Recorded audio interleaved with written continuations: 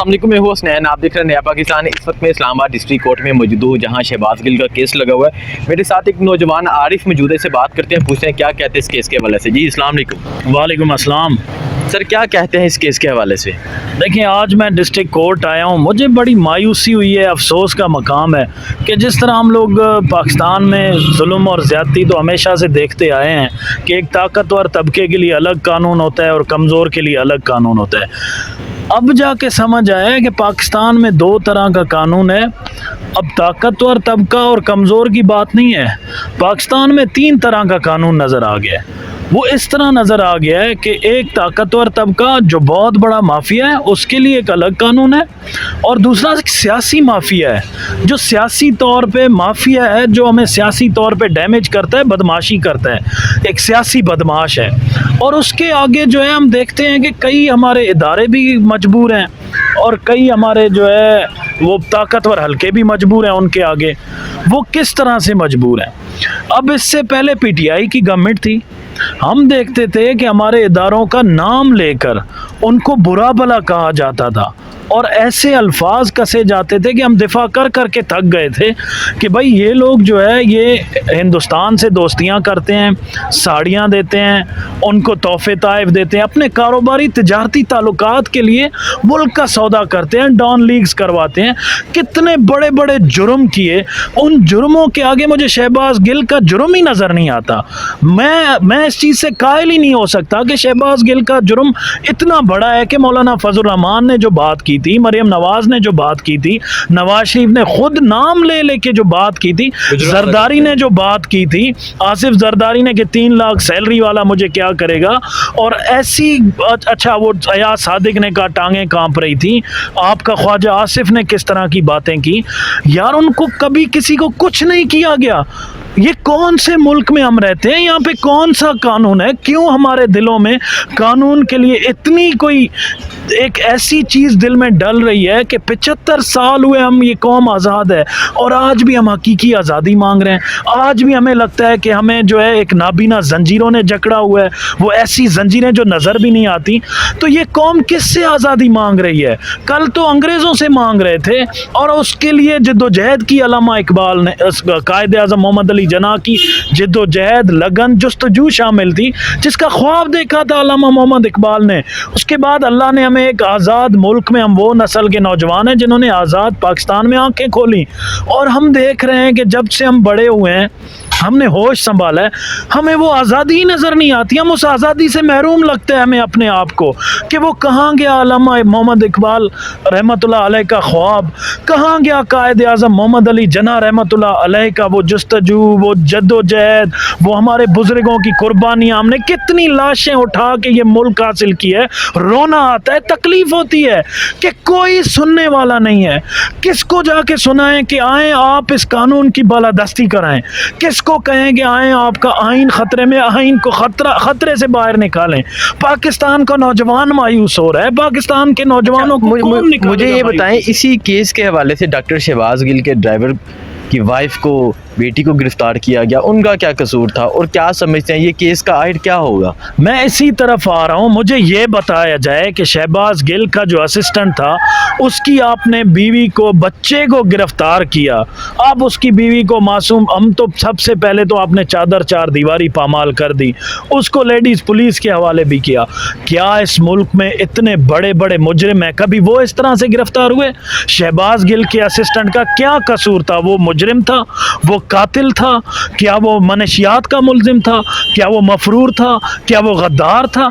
उसका क्या जुर्म था? ये आम पाकिस्तानी को कैसे आप इस चीज़ का रियलाइज कराओगे कि वो कोई बहुत बड़ा मुजरिम था जो आपको मजबूरन इतना बड़ा कार्रवाई करनी पड़ी उसके खिलाफ?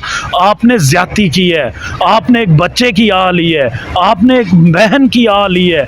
आप लोग खुद माओं बहनों बच्चों वाले हैं, आपसे कैसे आपका जिगर ये बर्दाश्त करता है कि अपने ही मुल्क के کے لوگوں کو آپ کوئی دشمن کرے سمجھ آتا ہے، دشمن کے خلاف بندہ بولے، دشمن سے لڑے، دشمن کو آنکھیں دکھائے، دشمن کو جذبات دکھائے. یہاں میں اپنا جذبات کس کو دکھاؤں، کس کے خلاف بولوں، کس کے لیے بولوں؟ ایک مونچھوں والا بیٹھا ہے پوری ریاست کے اوپر، ایک ادارے کے اوپر ایک منسٹر بن کے بیٹھا ہے، وہ وزیر بن کے بیٹھا ہے، وہ صرف سی ڈی اے کے اندر کا وزیر ہے، اور وہ جس طرح سے چاہے اس ادارے کو، پولیس کو، محکمے کو پورے کو یرغمال بنا کے استعمال کرے صرف اپنے مفادات کے لیے. کہ آپ کا ایک سیاسی مخالف ہے، کیا سیاسی مخالفوں سے دشمن بن کے لپٹا جاتا ہے؟ کیا سیاسی مخالفوں سے دشمن بن کے ان کو گریبانوں سے پکڑا جاتا ہے؟ یہ قوم آپ کو نہیں معاف کرے گی. یہ قوم جس حقیقی آزادی کی طرف نکل پڑی ہے، آپ کتنوں کو بند کریں گے؟ آپ ہمیں گرفتار کریں، ہمیں بند کریں، ہمیں پتہ ہے ہماری نازک سی جانیں، آپ ہم پہ ظلم زیادتی کر کے ڈرائیں گے؟ ڈرا کے دیکھ لیں. کیا کریں گے؟ مار دیں گے؟ تو مار کے دیکھ لیں. آپ نے کیا نہیں کیا، ربڑ کی گولیاں چلائیں، شیلنگ کی، ہم پہ کون سا ظلم آپ نے باقی چھوڑا ہے؟ ہر ظلم تو آپ نے کر کے دیکھا ہے. اب اگر آپ نے پورے پاکستان کو لا کے جیلوں میں ڈالنا ہے، اتنے بڑے سیاسی اجتماع، اتنے بڑے سیاسی جماعت کے خلاف آپ لوگ اس بوکھلاٹ سے لگے ہوئے ہیں کہ کل آپ کو اپنی گریبانیں نظر آ رہی ہیں انہی عدالتوں میں، انہی جیلوں میں. آپ لوگوں کو اپنا جو حال ہے وہ اتنا برا نظر آ رہا ہے کہ آپ لوگ پاگل ہو گئے. عطا اللہ طارر فرار ہے. کل ان کے 2 پروگرام تھے، ایک حافظ آباد میں، ایک وزیر آباد میں، وہاں بھی شرکت نہیں کی اور ابھی تک نظر نہیں آ رہے. اسلام آباد ہائی کورٹ سے انہوں نے رجوع کر لیا ہے ضمانت کے لیے. کیا کہنا چاہیں گے؟ پہلے تو کہتے تھے کہ آئیں ہمیں پکڑیں. دیکھیں عطا تارڑ جو ٹائیں ٹائیں کرتا ہے نا، وہ صرف اپنی تنخواہ کھری کرنے کے لیے کرتا ہے. اس کو اپنی مزدوری چاہیے. وہ پیسے کے لیے اتنا، کوئی پیسے کا یہ پجاری ہیں یہ سارے لوگ. اتنی داڑھی رکھی ہوئی ہے آپ نے، سنت نبی کے مطابق آپ کا چہرہ دیکھ کے کبھی کبھی کہتے ہیں کہ یار اس کو تھوڑا تو ایمان بھی ہونا چاہیے تھا، تھوڑا ضمیر بھی ہونا چاہیے تھا. کہ آپ کا ضمیر آپ کو کیسے اجازت دیتا ہے کہ آپ ایک ایسے بندے کا دفاع کریں، کسی ایسے لوگوں کا اس حد تک دفاع کریں کہ آپ اپنے آپ سے باہر ہو جاتے ہیں، آپ کو اپنے ایمان کا تقاضا نہیں نظر آتا، آپ اس حد تک اندھے ہو جاتے ہیں جیسے آپ کے زبان سے بھی ڈالر جو نکل رہا ہے. گرفتاری کے ڈر سے، تو مجھے یہ بتائیں عطا اللہ طارڑ نے جو گرفتاری کے ڈر سے اسلام آباد ہائی کورٹ سے رجوع کیا، اس بارے میں کیا کہیں گے آپ؟ دیکھیں یہ وہ مرغی کے بچے ہیں جو منٹوں میں ڈر جاتے ہیں. یہ بھیگی بلی کی طرح جا کے بیٹھ جائے گا. یہ وہ شیر کے نام کے بلے ہیں جو بل میں جا کے چھپ جاتے ہیں. یہ اتنے ڈرپوک ہیں. یہ لوگ ہمیں ممی ڈیڈی کہتے تھے کہ تحریک انصاف والے کوئی ممی ڈیڈی ہیں، یہ ڈرپوک ہیں، یہ جو ہے باہر نہیں نکلتے. ہم نے تو انقلاب لا کے دکھایا ہے، ہم تو جہاد کے لیے نکلے. آپ کی کتنے ظلم زیادتی ہم نے برداشت کی ہے. عطا تارڑ جیسے طوطے یہ ٹائیں ٹائیں کرتے ہوئے نظر آتے ہیں. جیسے یہ دیکھتے ہیں کہ اقبال کا شاہین آ رہا ہے تو یہ ایسے چھپ جاتے ہیں جیسے یہ بچے پیدا ہی نہیں ہوئے تھے. او یار آپ کو تو اللہ نے سنت نبی کے مطابق چہرہ دیا، آپ نے داڑھی رکھی ہے، تھوڑی سی ایمان بھی رکھ لیتے. اگر آپ میں ذرا برابر بھی ایمان ہوتا تو آپ کم از کم اخلاق سے اس حد تک نہ گرتے جتنا آپ اپنے آپ میں گر جاتے ہیں. آپ کو اپنا پتہ نہیں ہے کہ آپ ایک جیل سے ڈر کے، گرفتاریوں سے ڈر کے ایسے بھاگ رہے ہیں. آپ کب تک قانون سے بھاگیں گے؟ اصل قانون پکڑنا چاہیے آپ لوگوں کو.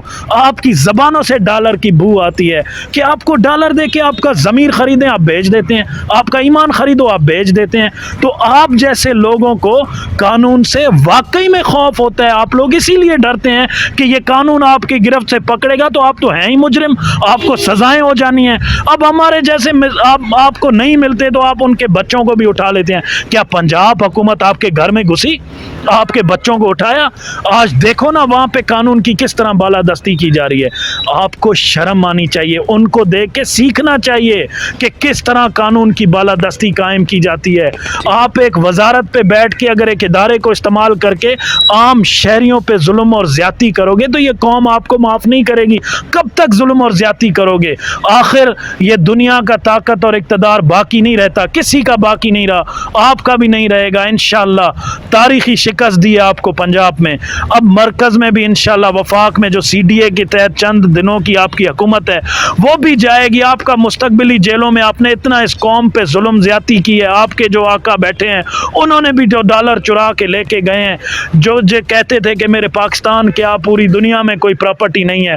اب دیکھنا ان کا کیا حشر ہوتا ہے جب یہ قانون انشاءاللہ جب عمران خان کی عدالت آئے گی آپ سے گریبانوں سے پکڑا جائے. بہت شکریہ، بہت شکریہ.